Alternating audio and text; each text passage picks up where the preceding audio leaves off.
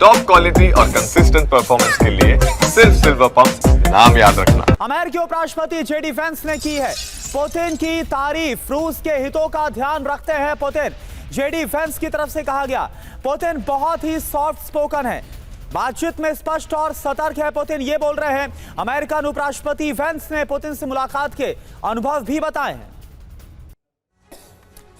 तो देखिए JD Vance Vladimir Putin की तारीफ करते हुए नजर आ रहे हैं। क्या लग रहा है मनीष, तारीफ इसलिए हो रही क्योंकि पहले तो बहुत सख्त रुख था, चाहे वो डोनाल्ड ट्रंप हो या फिर कोई भी हम देख रहे हैं सरकार में बैठा जो भी टॉप अधिकारी रहा हो, लेकिन अब जो नरमी नजर आ रही, क्या कुछ उम्मीदें हैं कि हाँ पुतिन मान जाएंगे? क्योंकि पुतिन का रुख तो अभी ऐसा नजर नहीं आ रहा कि वो कुछ भी मानने वाले। देखिए, अमेरिका के उपराष्ट्रपति जेडी वेंस पहली बार पुतिन के सामने बैठे थे और उन्होंने लगभग 2.5 घंटे तक पुतिन को बात करते हुए सुना और उसके बाद अपना अनुभव बताया कि असल पुतिन कैसे हैं। अमेरिका और यूरोप में जो लगातार पिछले कई सालों से कहा जा रहा था कि पुतिन जो है कितने खूंखार हैं, कितने डरावने हैं, पुतिन क्या कुछ नहीं कर जाएंगे, तो जब उनसे पूछा गया कि आप तो मिले थे पहली बार, कैसे हैं पुतिन, किस तरह से बात करते हैं, क्या बोलते हैं, तब उन्होंने कहा कि पुतिन बेहद नरम स्वभाव के हैं, बहुत धीरे धीरे और स्पष्ट रूप से बोलते हैं, लेकिन वो अपने देश के हित से समझौता नहीं कर सकते हैं। तो यही तो किसी नेता को होना चाहिए कि किसी भी कीमत पे आप अपने देश के हितों के साथ समझौता ना करें, और मुझे लगता है दुनिया का हर मुल्क ऐसा ही नेता चाहता है। तो अमेरिका के उपराष्ट्रपति ने वो बात कही है। ठीक है, टाइमिंग को लेकर सवाल है, ये कह सकते हैं आप कि इस वक्त वो पुतिन को जो है लल्लो चप्पो करना चाहते हैं, लेकिन मुझे लगता है कि पुतिन को आप मीठा मीठा बोलें या फिर गाली दें, बहुत फर्क नहीं पड़ता है। बाइडेन गाली दे रहे थे, बाइडेन ने तो क्या कुछ नहीं कह दिया था, वो अब अगर जेडी वेंस कुछ कहते हैं इससे फर्क नहीं पड़ता, लेकिन एक व्यक्ति जो पहली बार पुतिन से मिला उसका क्या अनुभव था पुतिन के को लेकर, वो खुद बता रहे हैं, और वो व्यक्ति कोई और नहीं है, अमेरिका का उपराष्ट्रपति है। तो मुझे लगता है अमेरिका की जनता या यूरोप की जनता के लिए ये एक मौका है जिसे समझना होगा कि जेडी वेंस की नजर से समझिए पुतिन कैसे हैं।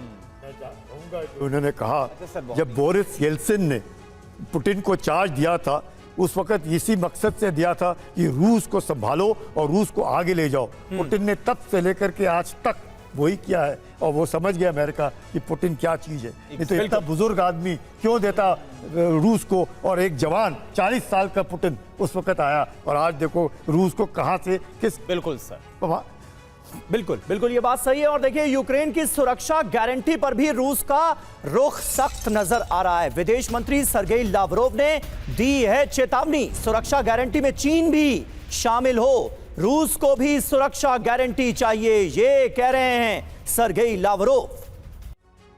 और देखिए एक और बड़ी खबर, सुरक्षा गारंटी पर रूस नेटो में टेंशन और ज्यादा हाई हो गई है। रूस के पूर्व राष्ट्रपति दिमित्री मेदवेदेव ने वार्न कर दिया है यूक्रेन में नेटो सैनिक स्वीकार नहीं होंगे, रूस को ऐसी सुरक्षा गारंटी नहीं चाहिए। यानी सुरक्षा गारंटी की शर्त पर भी अब रूस राजी नहीं हो रहा है।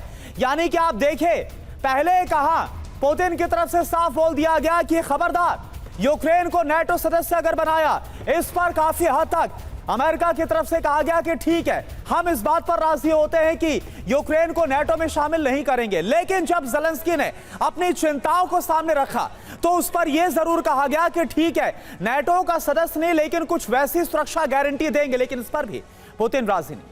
शांति वार्ता का असर, वर्ल्ड वॉर 3 का डर सता रहा है। वॉशिंगटन वार्ता में यूक्रेन को सुरक्षा गारंटी देने को ट्रंप तैयार नजर आए। असर क्या हुआ, रूस को सुरक्षा गारंटी में अब साजिश की आशंका नजर आ रही है। वजह क्या है, शांति सैनिकों के नाम पर कीव में नेटो की तैनाती होगी, इस बात का डर है रूस, और रूस तो चाहता नहीं है बिल्कुल ये। नेटो की तैनाती से यूक्रेन काफी ज्यादा मजबूत हो जाएगा। यूक्रेन की सुरक्षा गारंटी यूएस, फ्रांस, ब्रिटेन जैसे देश क्या चाहता है रूस, सुरक्षा गारंटी में चीन को शामिल करने की मांग की जा रही है। एक और बड़ी खबर आ रही है समीर। जी हां, और यूक्रेन की सुरक्षा गारंटी पर नेटो का प्लान क्या है, आइए आपको बताते हैं। नेटो बेस पर F-35 की तैनाती की तैयारी है। अमेरिका से रोमानिया में F-35 तैनाती को अमेरिका ने कहा है। हवाई सहायता के लिए विमान की तैनाती की जा रही है। ट्रंप यूक्रेन में सेना भेजने से इनकार कर चुके हैं, और अब देखिए अमेरिका से रोमानिया में F-35 भेजा जा रहा है। तो सुरक्षा गारंटी के बारे में परिकल्पना यह की गई है कि युद्ध विराम लागू होते ही यूक्रेनी हवाई सुरक्षा की जिम्मेदारी यूरोप मिलकर संभाले। कोलिशन ऑफ विलिंग के अलग अलग देशों की सेना को यह जिम्मेदारी दे दी जाए। तो देखिए, जगह होगी रोमानिया, रणनीति है अमेरिकी F-35 की तैनाती यहां पर संभव है। वजह यह कि यूक्रेन को एक तरह का प्रोटेक्शन दिया जा सके और हवाई सुरक्षा यूक्रेन को मुहैया कराई जा सके। जगह यूक्रेन, रणनीति क्या है? यूरोपियन यूनियन के देशों की सेना उतारने की यहां पर तैयारी है। वजह, हमले हुए तो जवाब दिया जा सके रूस को, तो यह है नाटो का प्लान। जगह पोलैंड, रणनीति हवाई निगरानी बढ़ाने का प्लान। वजह, रूस की सैन्य एक्शन पर नजर रहे, रूस जो एक्शन ले रहा है उस पर नजर रखी जा सके।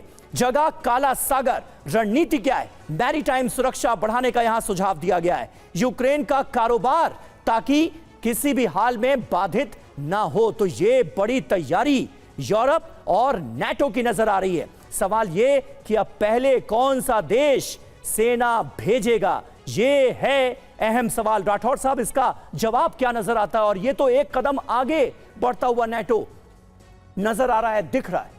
एक ये बड़ी स्ट्रेटजी के तौर पर काम कर रहे हैं कि युद्ध बंद होने के बाद भी युद्ध बंद नहीं होगा। हाँ। और ये सिचुएशन फिर से वही जगह पहुंच रही है जो कि रूस को मान्य नहीं है।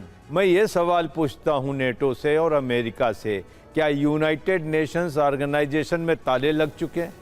क्या यूनाइटेड नेशंस पीस कीपिंग और फोर्सेस यहाँ नहीं तैनात की जा सकती हैं? उसके बारे में किसी को कोई आपत्ति नहीं होगी। यूएन पीस कीपिंग फोर्सेस दुनिया में कई जगह काम कर रही हैं। कल को अगर यहाँ पर शांति स्थापित होती है, सीज फायर होता है, बात हो जाती है, तो United Nations peace keeping forces यहाँ तैनात की जा सकती हैं, जिसकी वजह से रूस जो है उत्तेजित न हो।